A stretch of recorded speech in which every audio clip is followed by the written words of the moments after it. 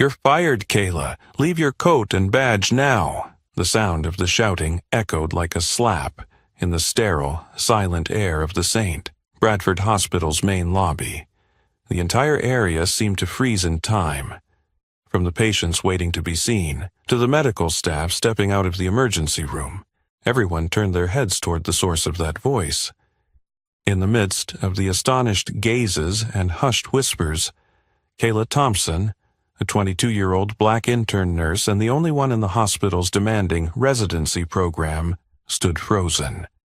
Her face still held the traces of exhaustion from her overnight shift, but her eyes were vacant, not from fear, but from disbelief at the scene unfolding in front of her. In front of her stood Harold Whitmore, the hospital's CEO, a tall white man with slicked-back gray hair and glasses that never left his nose. He stared at her as if she were his mortal enemy. His face turned crimson, not from genuine anger, but as if he were putting on a display of power for the crowd that had gathered. "Gross violation of hospital policy," he snapped, his arm pointing at her like a prosecutor in a courtroom. "Using medical resources without authorization, without orders, without confirmation. And for who? A nameless beggar, uninsured, undocumented, who can't even pay." The air in the lobby felt thick. The sound of every heartbeat rang loudly in the silence. Even the sound of the pharmacy cart's wheels came to a stop. In the distance, Tiffany Blake, the night receptionist, sneaked a victorious smile from behind the front desk. Kayla didn't respond. She didn't bow her head. She didn't beg. She simply stood there, silently, like someone stripped of everything for doing the right thing. Her lashes fluttered down slightly, hiding the deep, boiling emotions in her dark eyes that she had to suppress. Kayla, the same girl who had been honored as the state's top nursing student, the one who, just last year, had been praised by the chief of emergency medicine for saving a rare heart attack victim. Now, she was being smeared as if she were a criminal, simply for daring to go beyond the heartless rules. Whitmore took a step closer, his voice dripping with discrimination. "People like you need to learn their place." Each word cut into her like a knife. This wasn't just about what happened last night. It was about her skin color, her status, her background, and the courage he couldn't believe a black girl like her could possibly have. Kayla clenched her fists. Then, slowly, she removed her pristine white coat, the one she had worn with pride, once seeing it as a symbol of her dream to save lives, and placed it on the reception desk. Next, she took off her ID badge, K. Thompson, RN intern, and carefully placed it on top of the coat. "I saved a life," she said, her voice calm but cold. "If I have to pay for that, then I'm ready." Whitmore laughed loudly, the sound cutting through the silence of the lobby. "You saved nobody, just a dead beggar, and you've just destroyed your own future." At that moment, 2 security guards approached. One of them, Jordan Wells, who had once greeted her every morning with a smile. But today, Jordan only bowed his head, not daring to meet her gaze as he extended his hand to escort her out like a criminal. Kayla walked on. Amidst dozens of whispered glances, some filled with pity, others with derision, no one spoke out. No one stood up, no one resisted. The young, thin girl, her small shoulders trembling slightly under her thin hoodie, walked with quiet dignity. But each step she took echoed like a drumbeat in the hearts of everyone who witnessed it. As she pushed open the revolving glass door, Kayla paused for a brief moment. Her eyes caught a familiar corner of the street, where a homeless man used to sit, almost becoming the hospital's shadow. But today, that spot was empty. Instead, there was a man in a tailored gray suit, wearing sunglasses, speaking on the latest smartphone. Kayla didn't know what she was seeing, but her heart skipped a beat. A strange sense of foreboding crept over her skin. She had broken the rules to save a life, but perhaps that person would change the rules entirely. The cold wind from that night still lingered in Kayla's mind as she walked out of the hospital the next morning, humiliated, fired. But if she could go back in time to 11 p.m. the previous night, even just once more, she would do the same thing. Because what happened that night wasn't just an emergency, it was a choice between conscience and rules, and she had made the right one, even if the price was everything. St. Bradford Hospital during the night shift was as quiet as any other high-end private hospital. Bright hallways, spotless floors, and the sound of the vital signs monitor ticking slowly, like a clock counting time. Kayla, the youngest intern nurse of the shift, was about to finish up the last patient's file when a soft beep from the front door echoed through the room. The automatic glass doors opened, and in that brief moment, the entire emergency area felt as though it was torn apart by a figure slumping through the threshold. A man, his face smeared with blood, his shirt torn and covered in mud, his hands trembling as if they had no strength left. He staggered 2 more steps before collapsing onto the shiny tile floor, his head hitting the edge of the waiting table. Blood spread across the white floor like a streak of fresh red paint.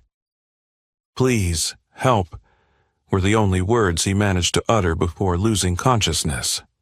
Behind the reception desk, Tiffany Blake, the night shift receptionist, looked up from her phone, clicking her tongue as if she'd been disturbed by an interesting text message. Her long, red nails clicked on the desk.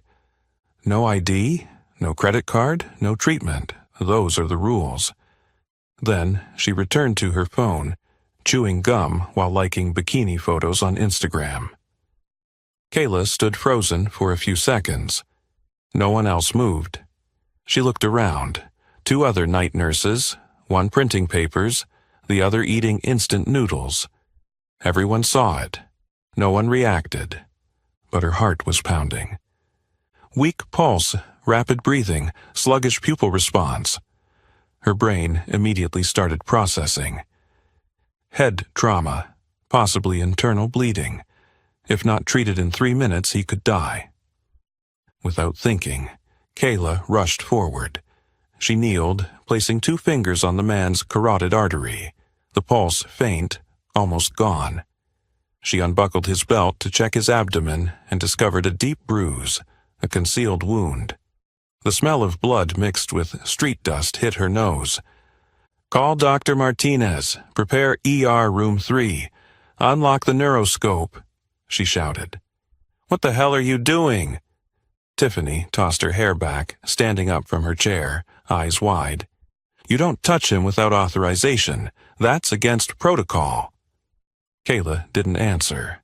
Her hands had already started compressing the man's chest. Each compression brought blood pouring from his mouth, a bad sign. She turned her head. "Nurse Naomi, help me with the IV. Open his airway." Naomi hesitated, then stepped forward, glancing cautiously at Tiffany. "I don't want to get reported." Kayla looked up, her voice sharp as a knife. "Then let me do it alone. But if he dies, it will be all our fault." Her words choked the air in the room. Naomi nodded. When Dr. Luis Martinez arrived, he immediately understood what was happening. No questions, no doubts. He signaled for support. The entire ER suddenly moved like a living machine. Stretchers were rolled in. The ECG screen lit up. The ventilator was connected. Meanwhile, Tiffany Blake stood still behind the desk, arms crossed, glaring at Kayla as if she were a criminal, not the person who had just pulled someone from the clutches of death. 45 minutes later, the man was transferred to the ICU in critical but stable condition. Blood had been transfused, his head injury treated. Martinez had intubated him. Kayla, her white coat soaked with blood, hair tangled, sat on the chair like she had just stepped out of a battlefield. None of the executives were present that night. No one signed any permission forms. But she had saved a life. When she left the hospital early in the morning, she didn't know the man's name. She didn't know his identity, and she didn't need to. To Kayla, a life wasn't valued by insurance cards or titles. She only knew she had done the right thing. But she also knew, in Whitmore and Tiffany's eyes, right or wrong didn't matter as much as who was doing it, and Kayla, the young black girl from the southern side of the city, was never meant to be a hero in a system built to crush people like her. Kayla left the emergency room around 4 a.m. after more than 3 hours of relentless fighting. Her face still bore the remnants of dried blood. Her hands trembled slightly as she signed the final nursing report for the shift, silently hoping that the nameless patient would pull through. No one asked her a word. No one thanked her. And more importantly, no one had warned her that this morning's dawn would mark the beginning of a public execution. 7 a.m. The main lobby of St. Bradford Hospital was already bustling. As soon as Kayla walked through the door, she heard a familiar voice shouting, "Miss Thompson, front and center now!" Harold Whitmore, the CEO, stood right in the middle of the lobby, his shirt sleeves neatly rolled up, his red tie tightened like he was preparing for a trial rather than a routine administrative matter. Behind him was Tiffany Blake, who still hadn't left her shift, arms crossed, smirking as though she had just watched an entertaining show. Before Kayla could process what was happening, she noticed a security guard, Paul, tall, white, standing behind her as if to block her. Another guard, Jordan Wells, stepped forward, but didn't make eye contact with her. Whitmore didn't give her a chance to speak. "You are suspended immediately for a serious violation of patient protocol. No authorization, no permission, no executive approval. You used hospital resources for an unidentified, uninsured person without paperwork." His voice echoed across the lobby. A few nurses passing by stopped in their tracks. Some patients turned their heads to look. An elderly woman in a wheelchair exclaimed, "Oh my God, they're firing that girl?" Whitmore turned to the crowd, not hiding his intention to humiliate Kayla in front of all the staff and patients. "Listen closely. St. Bradford Hospital is not a charity station. We have rules, we have systems, and those who break them will pay the price." Kayla swallowed hard. Her hand clenched the strap of her backpack behind her, but she didn't look down. "I saved a dying person. I did what a nurse is supposed to do. If I have to be fired for not standing by while someone dies, then I accept that." Whitmore laughed, a dry, mocking sound. "Who do you think you are? A black intern from poor Riverside trying to redefine our medical ethics. Are you blind to the law or blind to reality?" He then turned to Paul. "Take her ID, take her coat, get her out of here." Kayla removed her white coat, the same coat she had worn with so much pride when she was accepted into St. Bradford. She folded it carefully and placed it on the reception desk, along with her ID badge. No one intervened, no one spoke up. She had expected at least Dr. Martinez to say something, but he wasn't there. Or perhaps he was, but kept in a meeting to prevent an internal outburst. Paul patted her shoulder, not roughly, but not kindly either. "Please leave." Jordan silently followed behind. But his eyes still held a trace of embarrassment, as if he carried the shame of those who chose silence. The revolving door pushed Kayla out, as if it were pushing her out of a world she had once believed she belonged to. She stood for a moment at the bottom of the steps, not knowing where to go or what to do. The sun was rising higher, casting light on the wealthy neighborhood where the hospital was located. Marble shops, expensive cars, and people in suits walking briskly as though they were saving the world each morning. Then she glanced across the street, to the corner where, for over 2 years, a homeless man had sat hunched over, hiding his face beneath the frayed coat, asking for spare change. But today the corner was empty. The man was gone. In his place, a man in a perfectly tailored dark gray suit, wearing a gold watch and holding a handmade Vertu phone worth tens of thousands of dollars, was speaking in a deep, concise tone, each word carrying the decisiveness of someone accustomed to issuing commands. He glanced toward the hospital. Then he looked at Kayla. A brief glance, but deep, as though he recognized her. Kayla felt her heart skip a beat. Something was off, or rather, something was about to be uncovered, and she, the one just fired for doing the right thing, could very well be the focal point of an earthquake the hospital had never anticipated. Kayla stood silently, watching the man across the street until he turned away and stepped into a shiny black Range Rover parked nearby. The car glided away smoothly, as if it had never been in this poor neighborhood. But that moment planted an indescribable feeling in Kayla's heart, as though the connection between her and the events of the previous night hadn't ended, but was only just beginning. Kayla's apartment was in an old building at the end of a crumbling row of houses by the river, where the wind howled through gaps in the wooden doors, and the sounds of car horns mixed with constant arguments. She had lived alone since she was 19, after her mother died of cancer without insurance for timely treatment. That memory had led her into the medical field, not for the salary, but for the oath to save lives. She opened the door, set her bag down on the table, and intended to make a cup of hot coffee to wake herself up after the hellish morning when her phone buzzed. 4 missed calls. All from the same unfamiliar number, with a Manhattan area code. She squinted at the screen, her heart sinking. Before she could even check, a 5th call came through. She hesitated, then hit the answer button. "Miss Kayla Thompson?" The voice was male, clear, polite, with the kind of pronunciation that sounded like it had just come from a Wall Street boardroom. "I'm Elijah Reynolds, senior partner at Reynolds and Rayner LLP. We need to speak urgently about the person you saved last night." Kayla was stunned. She stepped out onto the balcony, looking down at the empty alley below. "The person I saved? Are you his lawyer?" A brief silence.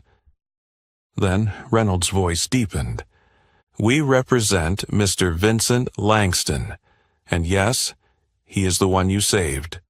But this matter is not just about medical care.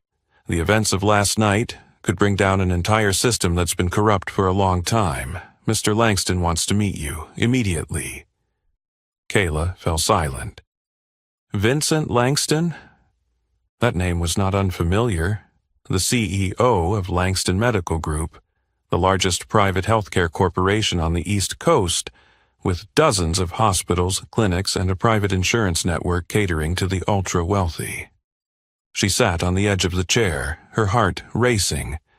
She quietly wondered, could this be a trap, or the consequence of her illegal act of emergency care last night?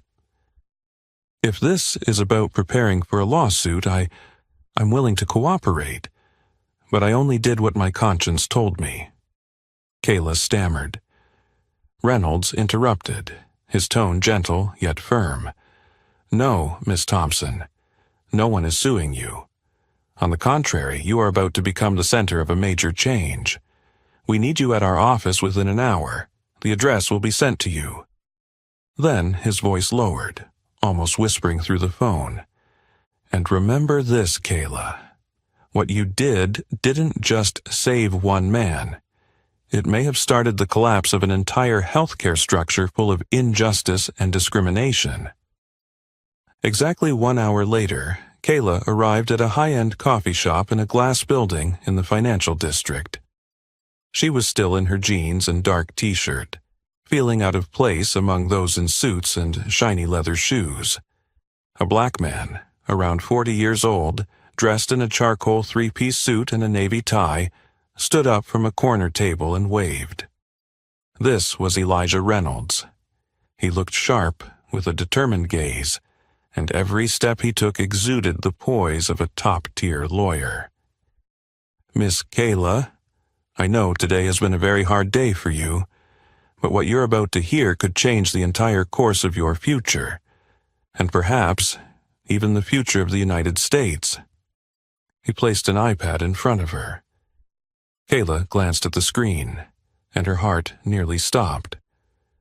On it was a picture of the man she had helped last night, but this time he was wearing a suit, standing with the president during an award ceremony in Washington. Below was the caption, "Vincent Langston, CEO, Langston Medical Group." Kayla looked up, stammering, Is that him?" Reynolds nodded, his voice now deeper. "Vincent has a habit of meditating and walking alone each month to reconnect with reality. No bodyguards, no escorts. Last night he had an accident when he slipped on a mountain road, and if it weren't for you, he would have died before he reached another hospital." Kayla stared at the screen, remembering the man's panicked eyes as he collapsed in the pool of blood. At that time, he had only whispered, "Please, help." She hadn't known his name, she hadn't known his identity. She only knew she couldn't stand by and watch him die. Reynolds pulled a file from his briefcase. But the issue isn't just that he survived. Vincent has recounted everything, being left in the lobby, denied care because he didn't have paperwork. And about you, the only one who dared to break the rules to save him. And what about Whitmore? He closed the file, his gaze sharp. Defamation, termination, public humiliation. Kayla froze. She had never imagined her actions would be witnessed, let alone remembered by someone as influential as Vincent Langston. Reynolds emphasized, "You are about to become the first witness. But before we go any further, you need to decide. Are you ready to overturn the entire system that crushed you this morning?" Kayla looked out the window, where the sunlight reflected off the glass of the skyscrapers.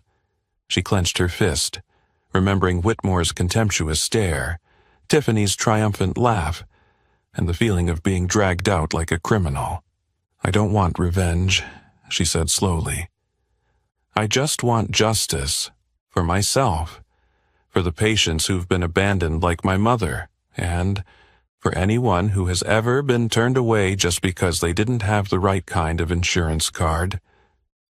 Kayla sat motionless, the light from the iPad reflecting off her face, a face still marked by the fatigue of a sleepless night, the humiliation of a morning of disgrace, and now, the realization that she had unknowingly saved one of the most powerful figures in the U.S. healthcare industry. On the screen was a picture of Vincent Langston, the founder and CEO of Langston Medical Group, a multi-billion-dollar company that owned a network of hospitals, health insurance companies, and research investment funds. In the press photo, Vincent wore a navy blue suit, standing next to the president at a national healthcare event, his face serious but his eyes contemplative, showing the wisdom of someone who had seen it all. Kayla swallowed hard. She couldn't believe the man covered in blood, trembling, whispering, "Please, help." In her hands that night was Vincent Langston. He was right there, lying on the floor, with no one helping. They were going to let him die, she whispered as if speaking to herself. Elijah Reynolds nodded, his eyes never leaving Kayla. Exactly. No one recognized him. No ID, no insurance, no wallet, nothing to prove his identity.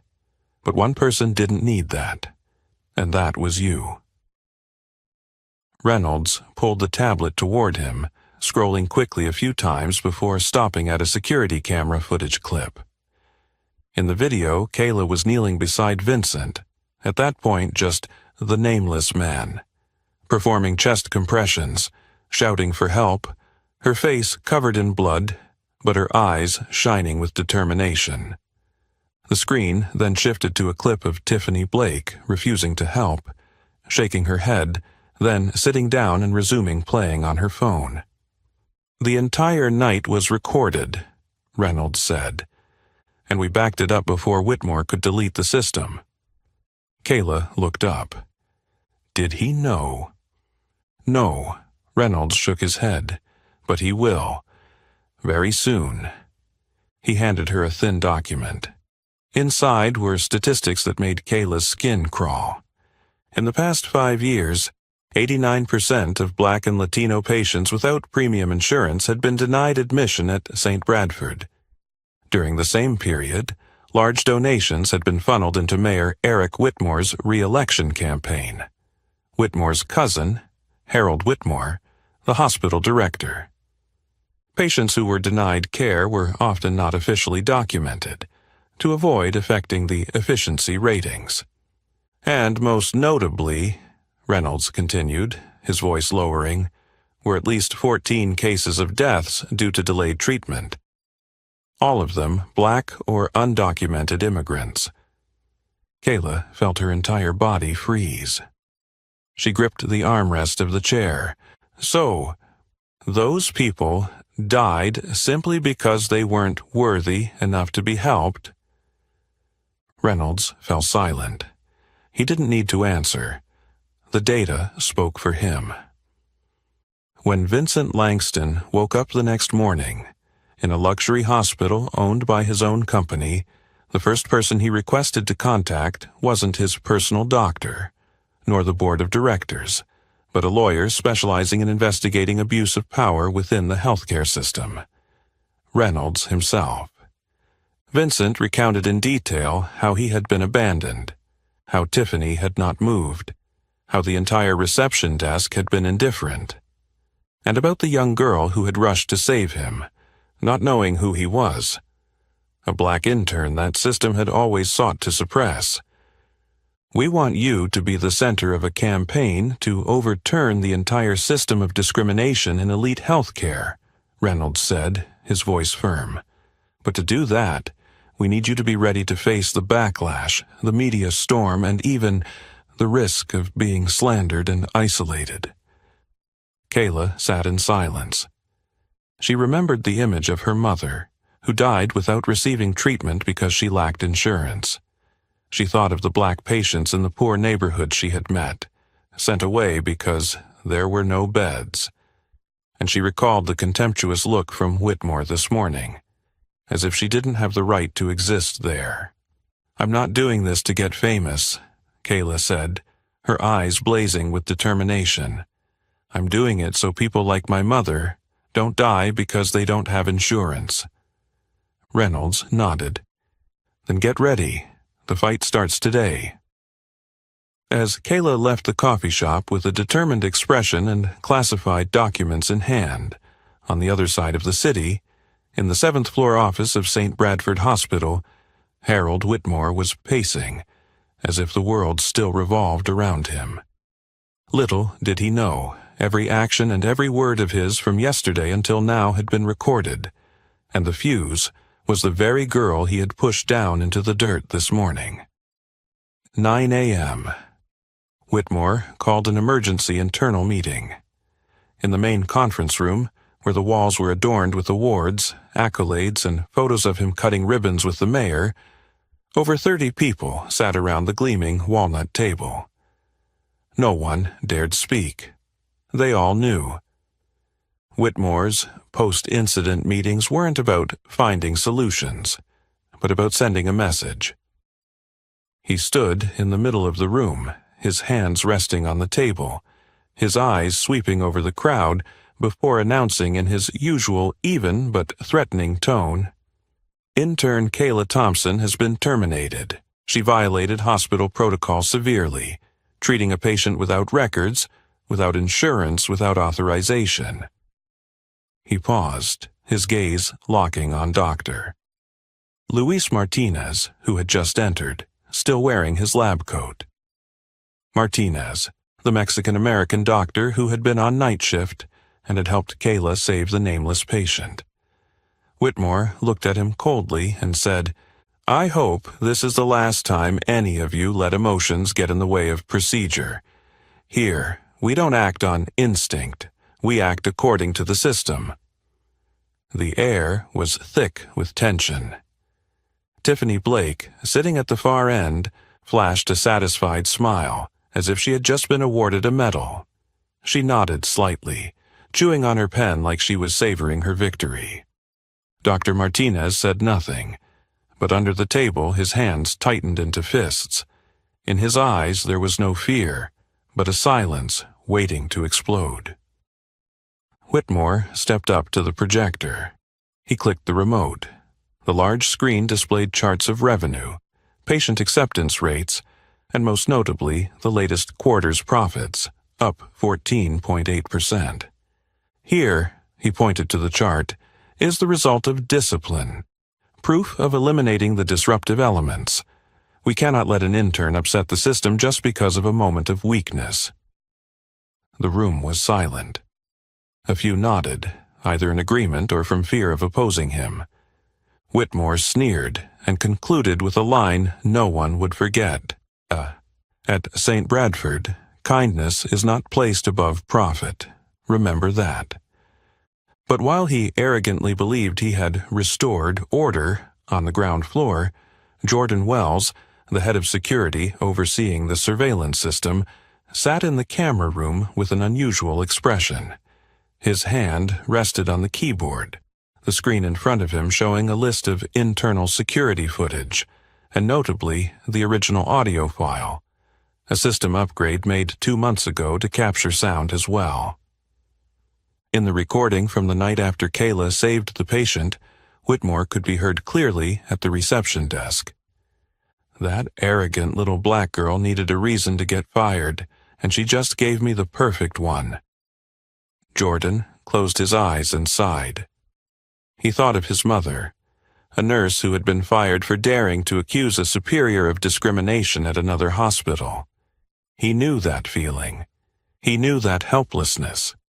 He opened his personal email, typed, "Elijah, I'm the one responsible for the monitoring system at Bradford. I have what you want. Send." That evening, in his penthouse apartment, Whitmore poured himself a glass of red wine, turned on jazz music, and sank into his armchair. He thought everything was done. Discipline had been restored. A useless pawn had been eliminated, and the system would continue to profit.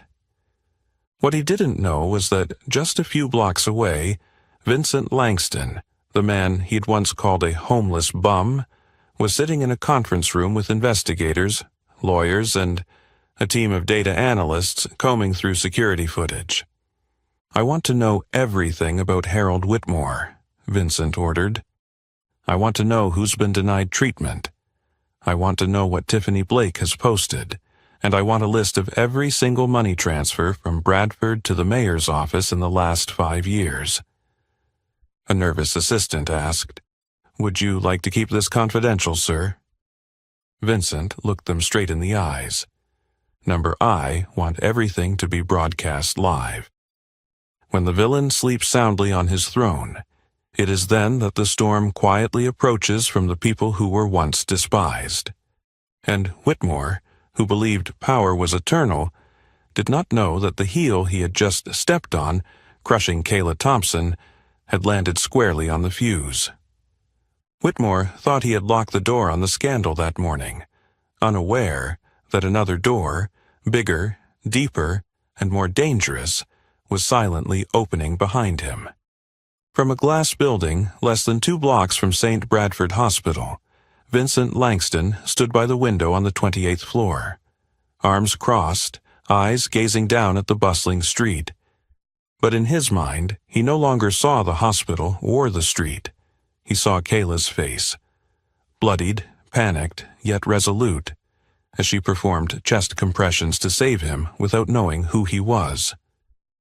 A person like her, if cast out from the medical field simply for doing what was right, meant the entire system was sick, and this illness needed to be surgically excised at the root.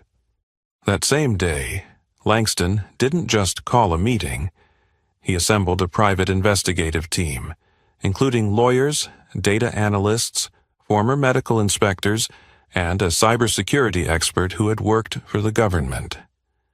I want every piece of evidence regarding the exclusion of black patients, every denial of treatment, every missing patient file. I want to review St. Bradford's internal finances for the past 5 years. And I want to know, where did the money go and what did it buy? Vincent's voice was calm, but each sentence was an order.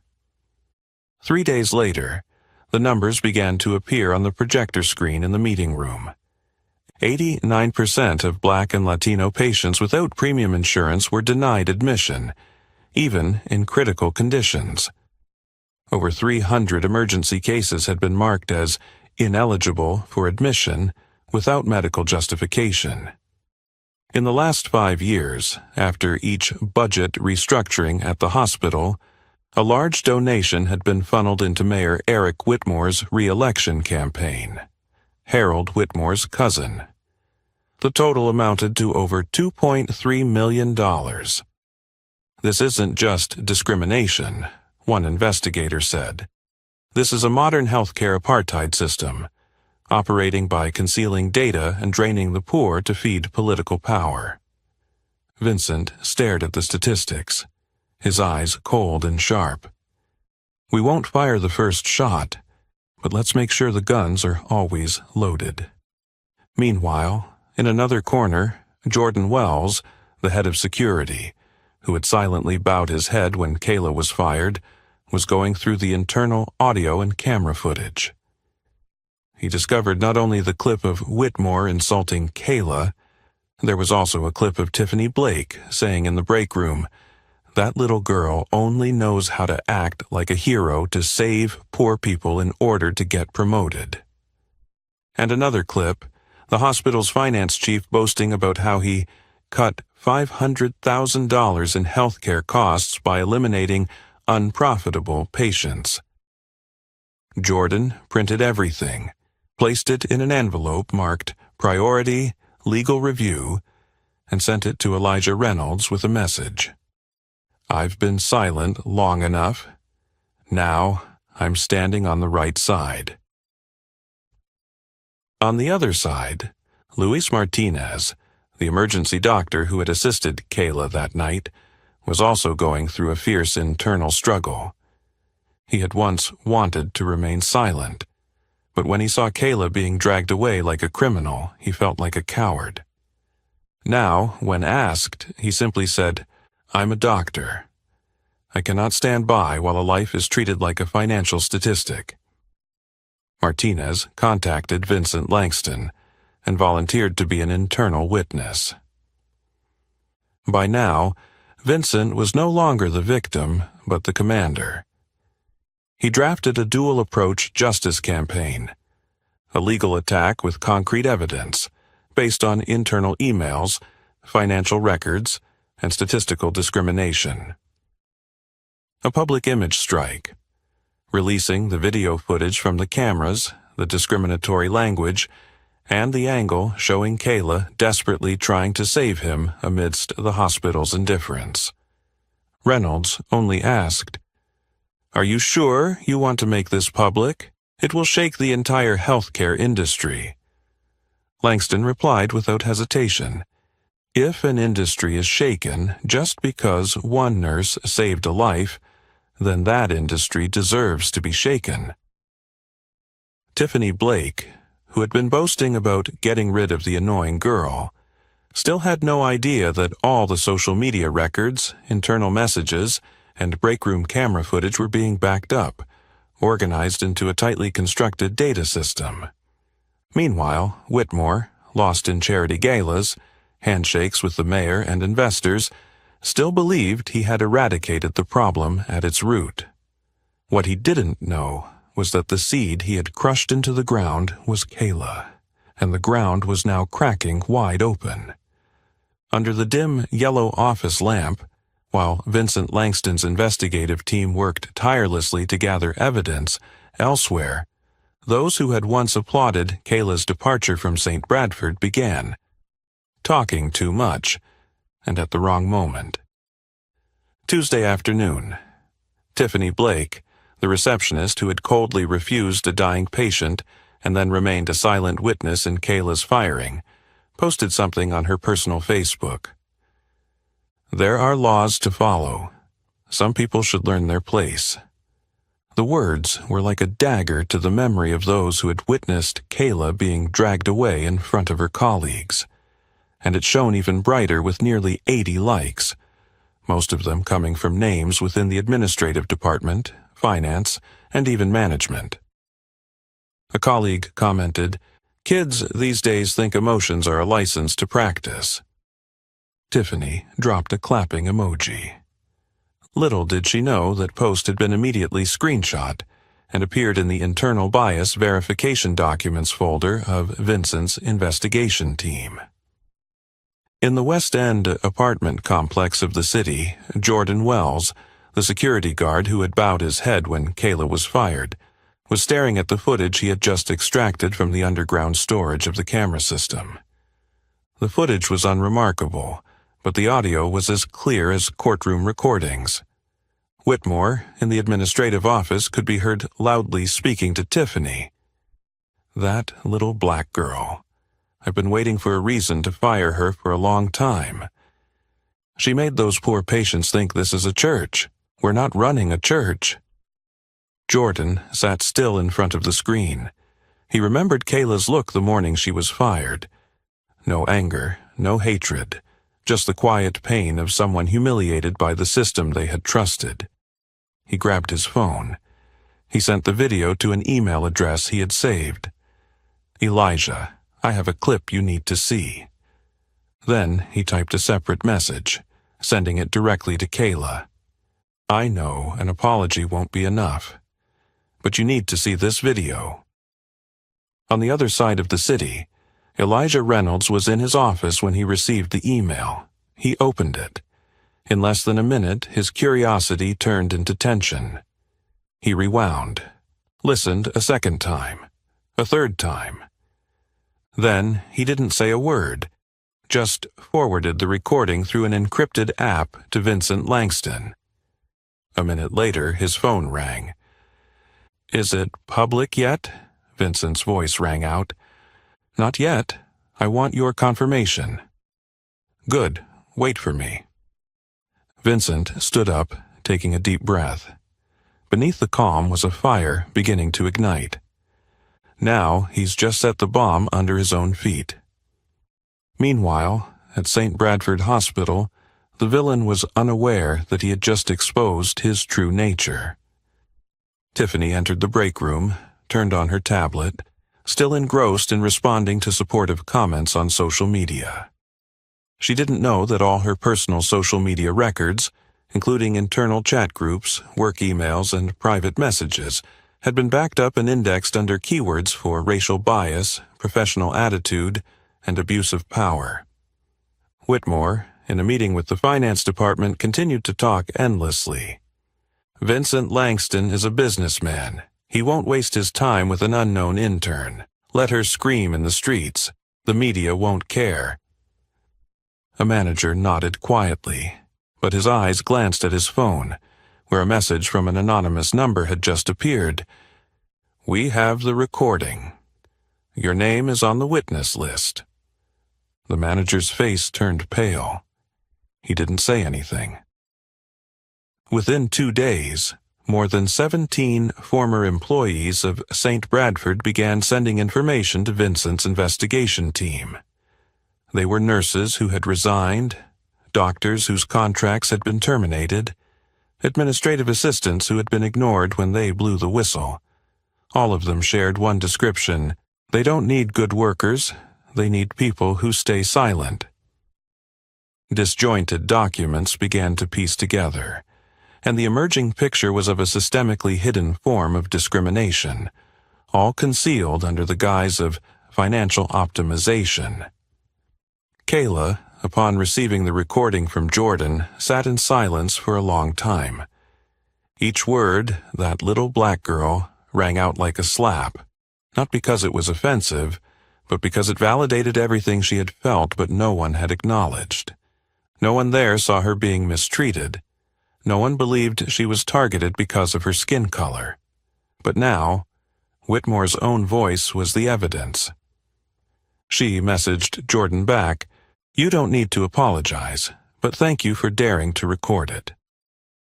In another room, Vincent sat in front of a series of screens, looking at numerous emails and legal reports being categorized and marked. He turned to Reynolds, asking coldly, "Do we have enough?" Reynolds nodded. Not just to sue, but to wipe them out. Vincent pressed his lips together, then said, "Good. It's time to let the world know what's really happening behind the shiny glass doors of St. Bradford."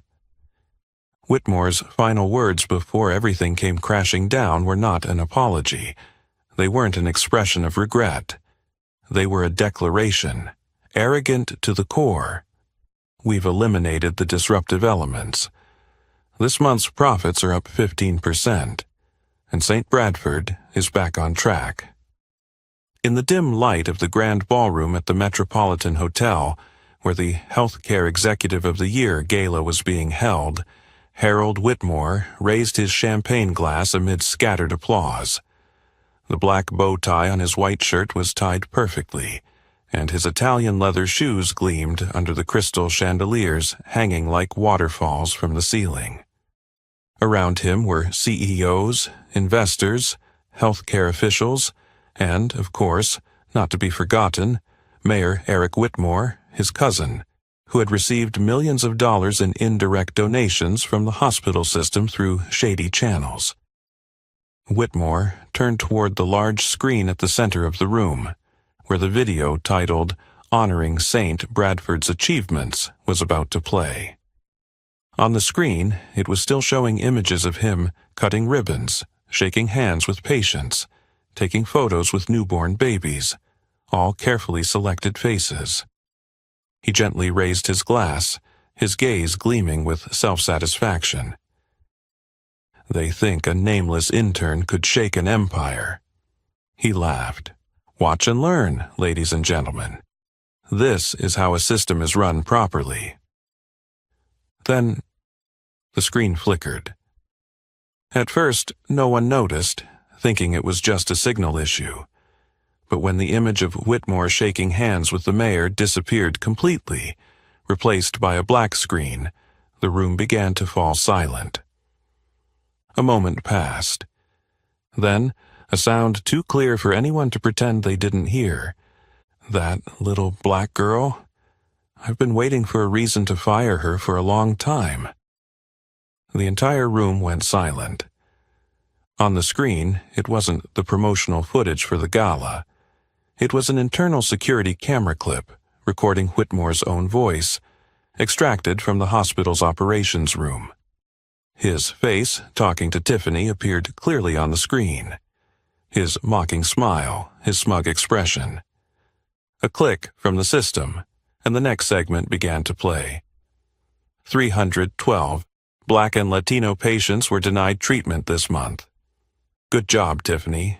Every dollar saved is another bonus. The sound of a glass shattering echoed in the room. One guest slowly placed their champagne glass on the table, not taking another sip. Then came a moment of silence, with a large title in the center of the screen. The Bradford Systemic Discrimination Case. Sponsored by Vincent Langston, CEO, Langston Medical Group. A male voice rang out, deep, clear, and unmistakable. "I am Vincent Langston. On the 15th of this month, I had an accident and was denied treatment at St. Bradford Hospital simply because I didn't have my wallet and lacked insurance at the time. If it weren't for Kayla Thompson, an intern who didn't know me, I would have died. I witnessed blatant discrimination, the encouragement of indifference, and human lives being turned into accounting metrics. The entire room held its breath. Those who had applauded Whitmore earlier were now quietly holding their phones, some beginning to leave the table. From the side door, federal agents in dark suits walked in, badges clearly visible, no longer needing to hide. One of them walked over to Whitmore, speaking in a calm yet chilling tone. "Thomas Harold Whitmore, you are under arrest for systemic discrimination, medical fraud, and abuse of federal funds." The sound of handcuffs snapping onto his wrists rang clearly across the ballroom. Whitmore jerked back. You've been bought. It's her. It's that girl. It's a dirty media trick." But no one responded. All the cameras in the room were trained on him, the man who had once stood at the pinnacle of power, now trembling in the clicks of cameras and the sharp silence of public scrutiny. A voice rang out from the doorway of the gala room. The crowd parted, and in walked Kayla Thompson, dressed in a deep navy suit, accompanied by Vincent Langston and Elijah Reynolds. No one clapped. No one said a word, but all eyes were on her. For in that moment, the girl who had been dragged out of the hospital like someone unworthy of conversation now stood as a symbol that made the entire system kneel. As soon as Kayla Thompson entered the ballroom amidst the soft yellow lighting and thick silence, the surrounding screens continued to display, but this time it was no longer leaked evidence. It was the truth, systematized, methodical, undeniable. The next video played, an excerpt from a meeting 2 months ago.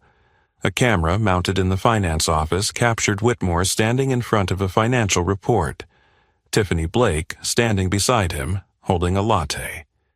His voice rang out, condescending. 312 black patients? Deny them all.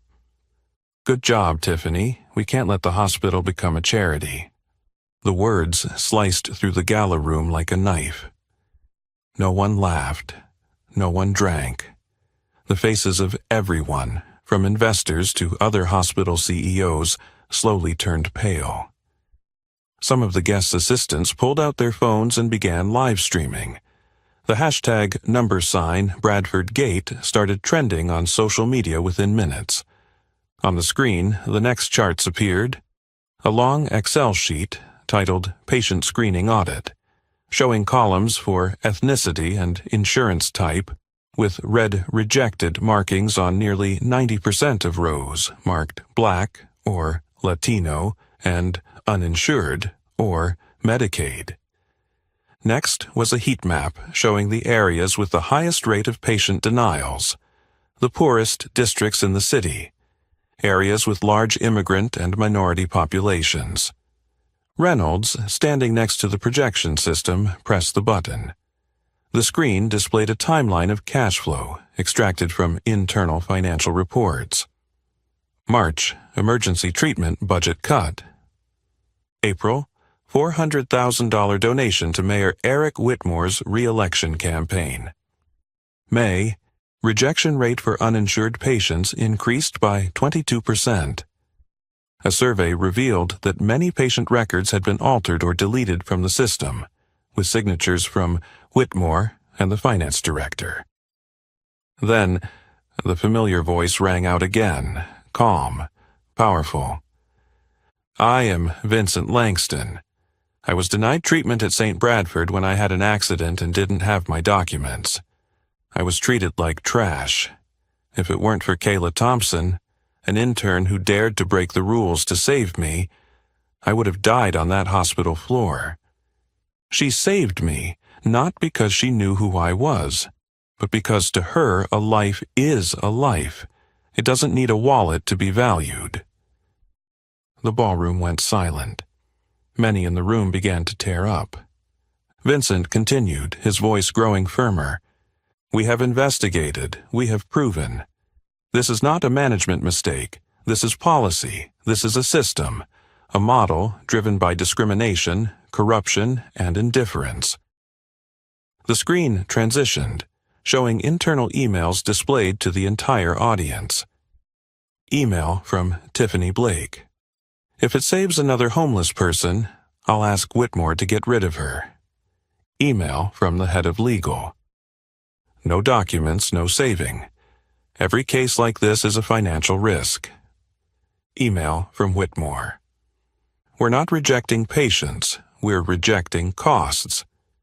Next, the screen showed images of patients who had been denied treatment. An elderly man in a wheelchair, a pregnant woman, a young man with a brain injury. Each face was an accusation. Each tear falling in the video was a sob for the justice that had been delayed too long.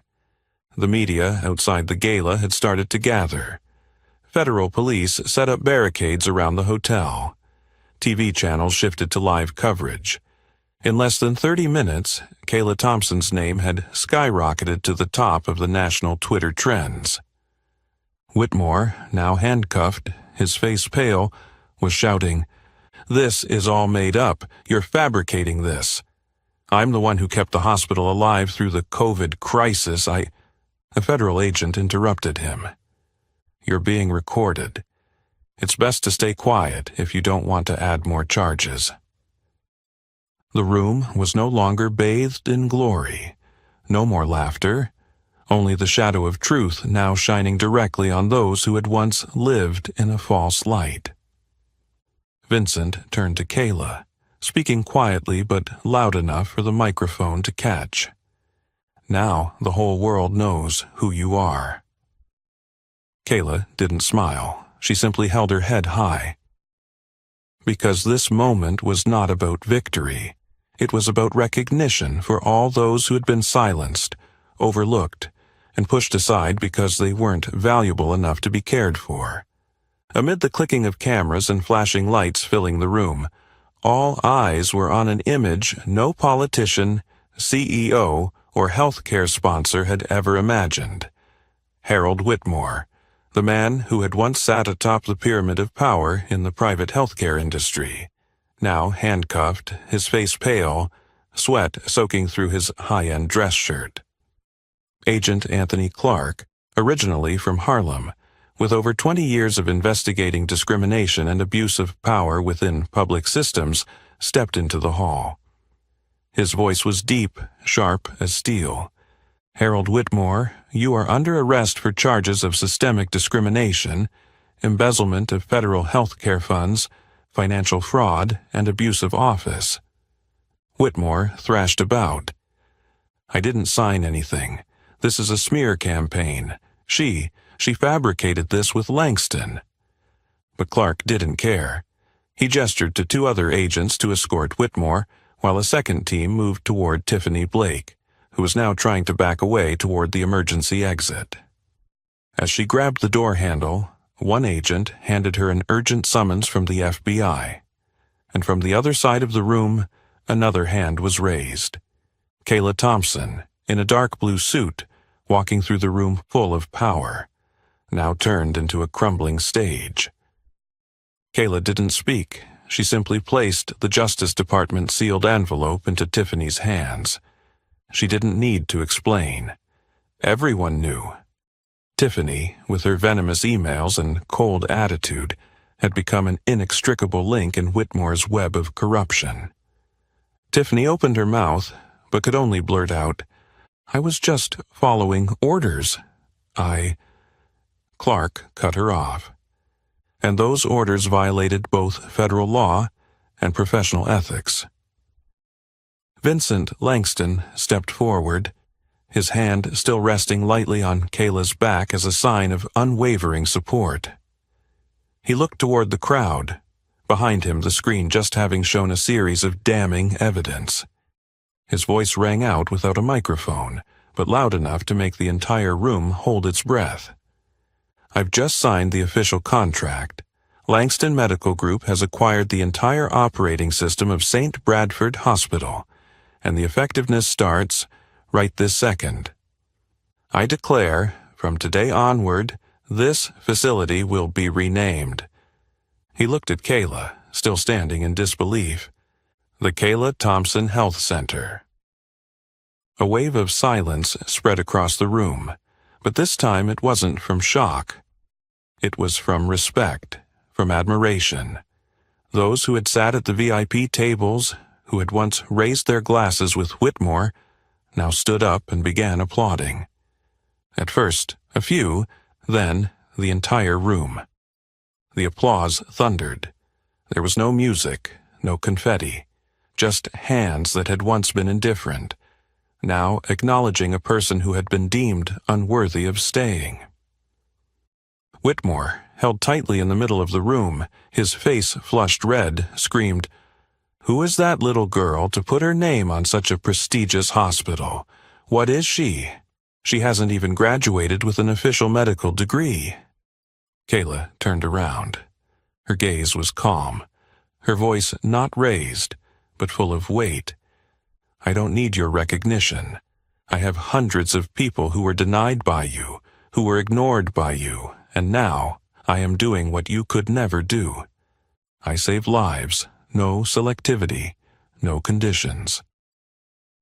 At that moment, the side door opened. A group of people entered.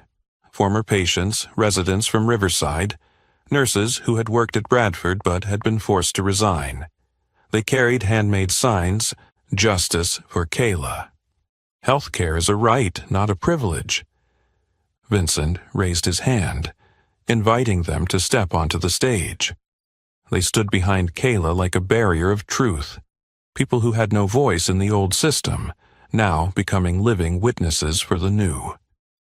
The media outside exploded. Live on CNN, MSNBC, headlines appeared, "Breaking, Whitmore arrested, Langston declares new era in healthcare. Former intern Kayla Thompson becomes symbol of reform. From fired to founder, a nurse's legacy begins." As Whitmore was led past the guest seats, he turned his head, his voice dripping with bitterness. "You're not taking me down. You're just lucky." Kayla didn't look back.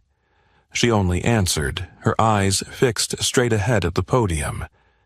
"I don't need to bring you down.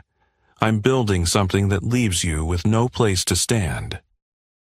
As Whitmore was escorted out of the ballroom with the sound of handcuffs and the flashing lights of the press, and Tiffany Blake bowed her head under the FBI's summons letter, across the city, those who had once been sidelined by the system were beginning to rebuild a place that had once symbolized injustice. And that place now bore a new name, Kayla Thompson Health Center. The new sign was put up the very next morning, as the sun rose above the city skyline. The residents of Riverside, where Kayla had once lived, gathered in front of the gates, not to protest, but to witness a journey of historical reversal. The building that once bore the golden inscription, St. Bradford Hospital, where excellence meets standards, was now replaced with a humble yet proud motto, "Every life matters, without exception." The glass doors were polished to a shine. The halls were carpeted anew. But what had changed wasn't the tiles or the bricks. It was how the people inside operated. At the reception desk, where Tiffany had once sat, selecting patients like a visa officer, now sat a familiar face. Maria Gonzalez, a bilingual nurse who had been fired for being incompatible with the hospital's image. Maria, in her crisp white uniform, greeted everyone who walked through the door with a gentle smile, whether they wore leather shoes or plastic sandals, whether they spoke fluent English or stuttered a few words.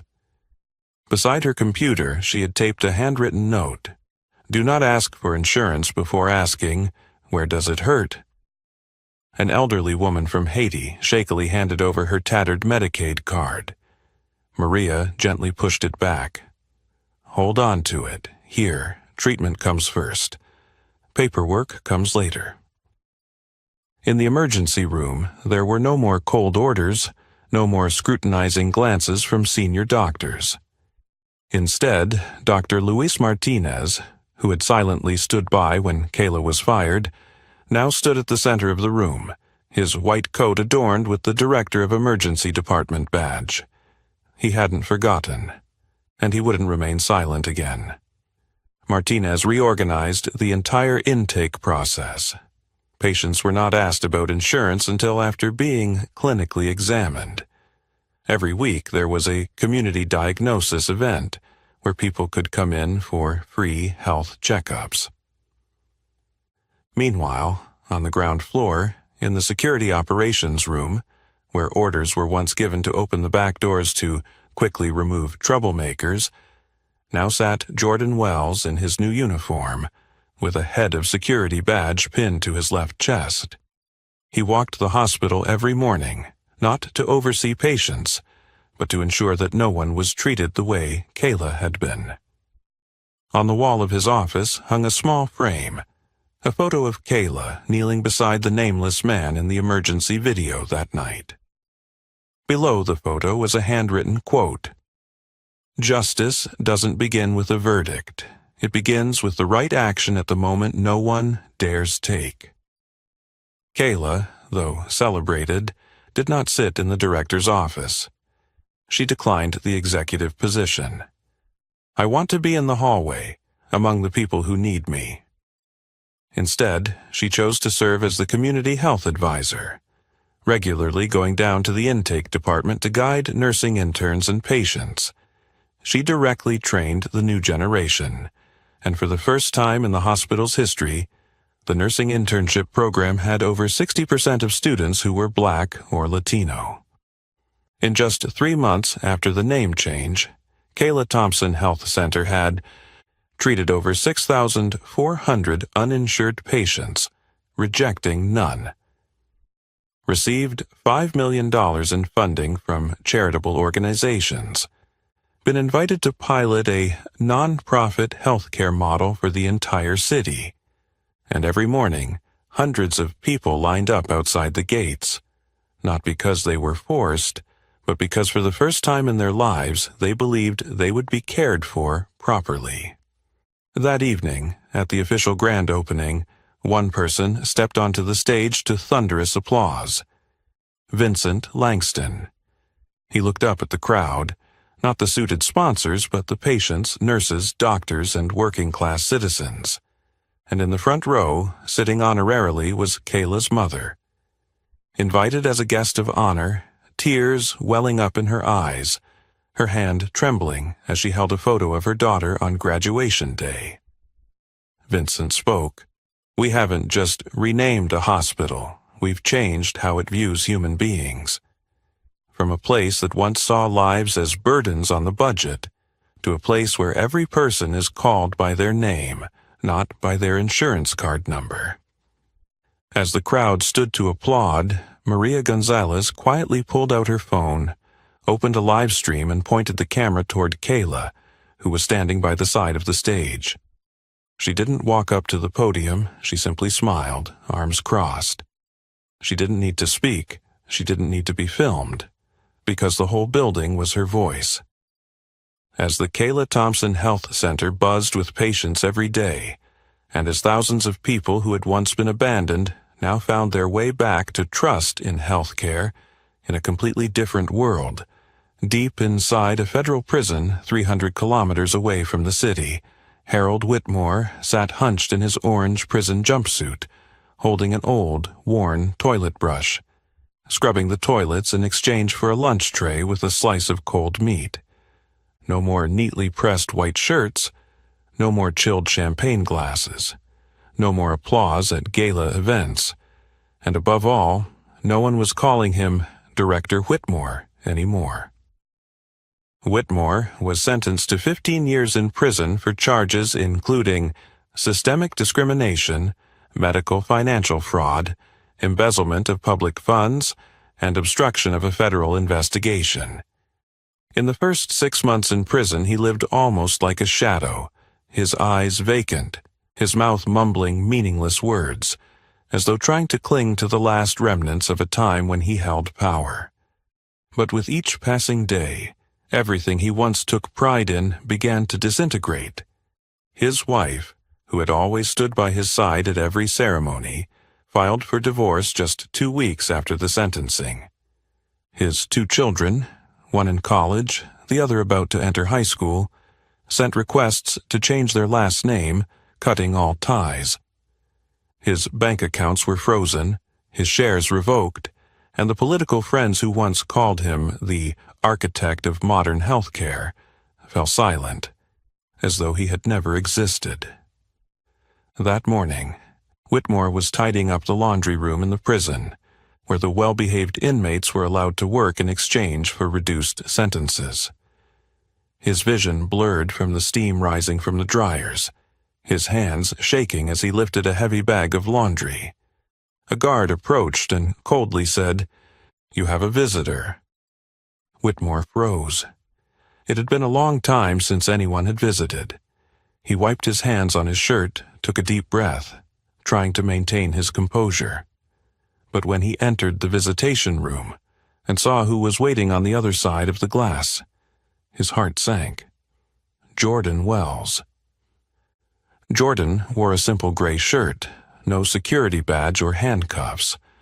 But his demeanor was solid, his eyes bright, and he was a world apart from the security staff who had once bowed their heads in front of Whitmore at St. Bradford. On the table was a thin white envelope, embossed with silver lettering. Official renaming ceremony, Kayla Thompson Health Center. Whitmore squinted, his tone sharp. "You came to mock me?" Jordan shook his head slowly and pushed the envelope toward him. "Number I came to do what you never could, treat a human being with respect." Whitmore sneered. "Respect? For me? After all this?" Jordan leaned back, speaking softly. "I'm not here for you, I'm here for Kayla." Whitmore hesitated. "She wants you to have one chance, just once, to see what you once deemed meaningless. A healthcare center that doesn't ask for insurance before saving a life. A place run by those you once excluded from the system.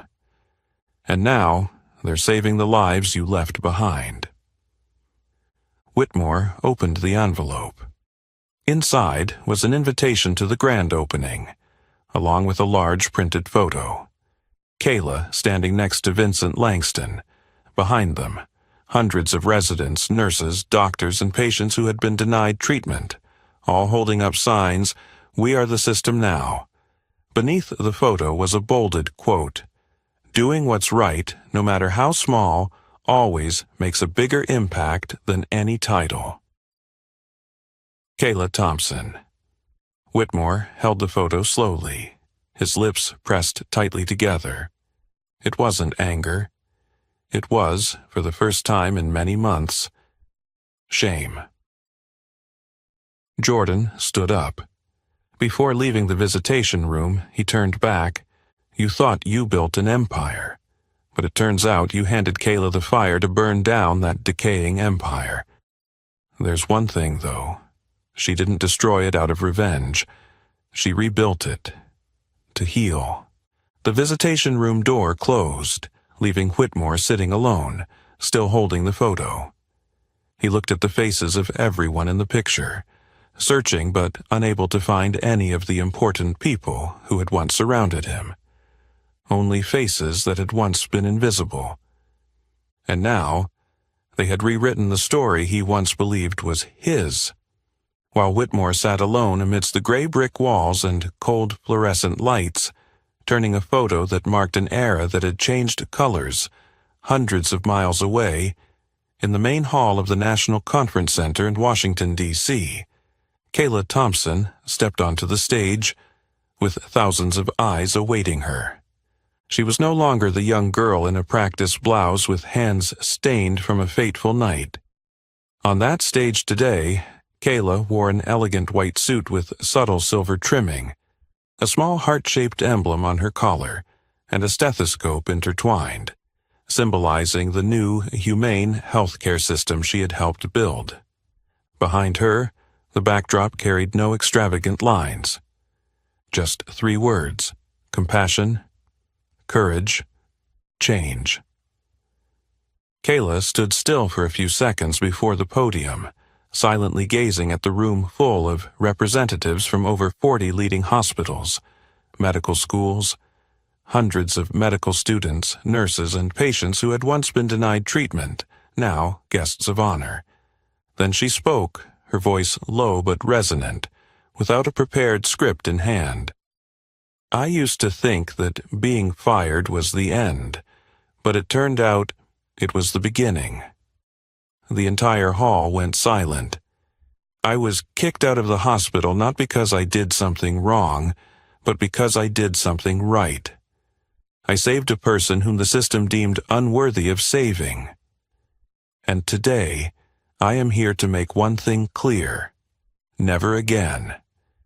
Never again will a nurse, doctor, or healthcare worker have to choose between their conscience and their job. Never again will a patient be turned away because they lack insurance or because they have the wrong skin color. The first round of applause came from an elderly woman in the front row, who had once been treated for free at the center after almost dying from low blood pressure but was denied medical care elsewhere. Then the whole auditorium stood, but Kayla raised her hand gently to signal that she was not done. I cannot change an entire country, but I can plant a seed, and the first seed is all of you, medical students, those who were once turned away from school because of the wrong zip code, the wrong last name, or because you didn't look like a doctor.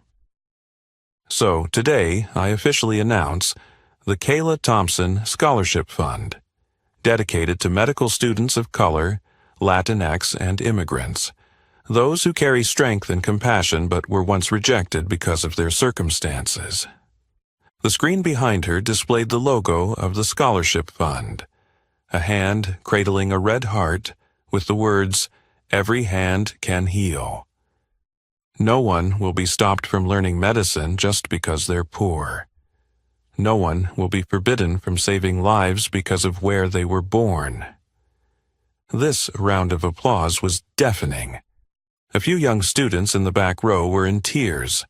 A Somali girl, wearing her student lab coat, whispered to her friend, "She's like my sister, like me. Now we have a place to go." After the speech, Vincent Langston, who had always been quietly standing behind her, stepped onto the stage. He couldn't hide his pride in his eyes. His voice was firm, declaring to the entire media, Langston Medical Group is committing an additional $100 million to expand the Kayla Thompson Health Center model to 5 major cities, including Chicago, Detroit, Houston, Oakland, and New Orleans. We will build nonprofit medical centers with no financial barriers, no racial biases, and no ethical compromises. The sound of camera shutters filled the air. Major news outlets broke the story during the live broadcast. Langston makes the largest investment in the history of private health care to eliminate discrimination. Kayla Thompson becomes a national symbol for humane health care reform. After the ceremony, Kayla was invited to major TV networks, and prestigious universities vied to invite her as a guest lecturer. But she accepted only one invitation: to lead a medical ethics training program for first-year medical students at Riverside Community College, the place she had almost not been accepted to. I want to start from where I was once deemed not good enough. And from that day forward, every lecture Kayla gave began with a familiar sentence. I'm not here to teach you how to heal. I'm here to remind you that the person on the operating table is not a clinical case. They are a human being. 6 months after the speech in Washington, D.C., the story of Kayla Thompson was no longer just a media phenomenon or a topic on political talk shows. It had become an official chapter in the medical ethics curriculum at over 200 universities across the United States. From an intern publicly humiliated and kicked out of the hospital like a traitor to the system, Kayla was now a living symbol of healthcare justice. Not because she fought against power, but because she built a new model that rendered the old power obsolete. The Kayla Model curriculum, named after the globally trending hashtag number model Kayla, is now officially applied at many medical institutions. Students are taught not only how to use a stethoscope, but also how to listen with their hearts. Harvard Medical School and Johns Hopkins invited Kayla to lecture on modern medical ethics. Stanford University erected a memorial statue titled The Unconditional Life-Saving Hand, inspired by the image of Kayla in the emergency video That Fateful Night.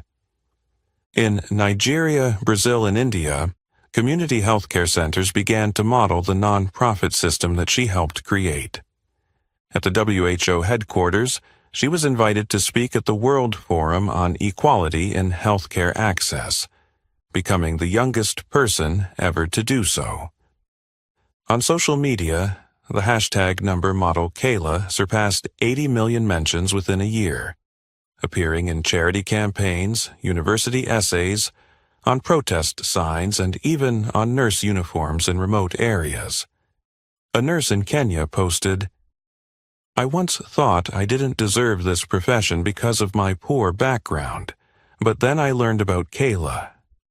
A doctor of Colombian descent wrote, "I teach my students that strength isn't in the hospital you work in, but in the person you save." A 10th grade student in the Bronx wrote in their college essay, "I want to study medicine to be like Kayla Thompson, not to wear a white coat, but to be worthy of it." At the Global Citizen of the Year Awards at the United Nations headquarters, Kayla stepped onto the stage to receive the title. Unlike all the other prestigious guests, she didn't bring a prepared speech.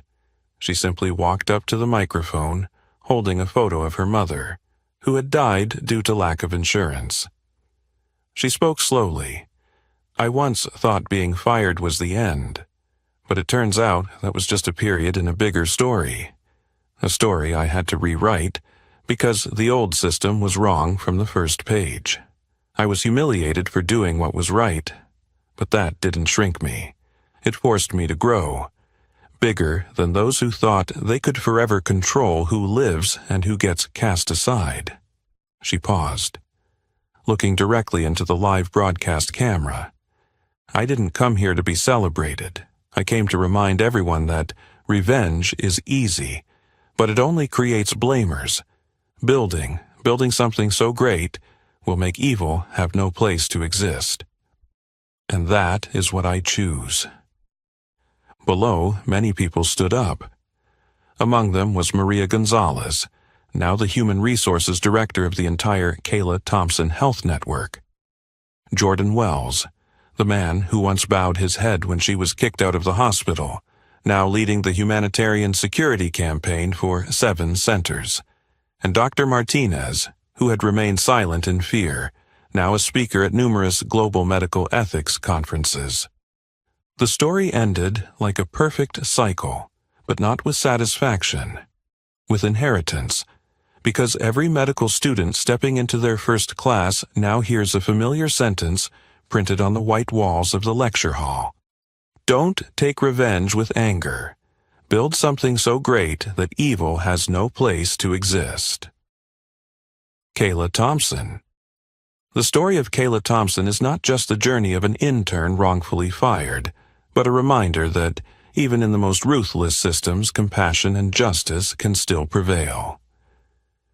From a person dragged out of a hospital as a rule breaker, Kayla became an international symbol for justice, medical ethics, and innovation.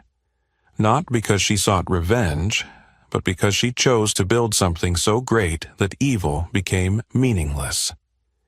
If you have ever been underestimated, hurt for daring to stand up for what's right, are you ready to turn your pain into strength like Kayla did? Share your thoughts in the comments below. Don't forget to hit like, share this video with those who need inspiration, and subscribe to the channel to not miss real stories about justice, resilience, and hope. Because sometimes just one person doing what's right is enough to change an entire system.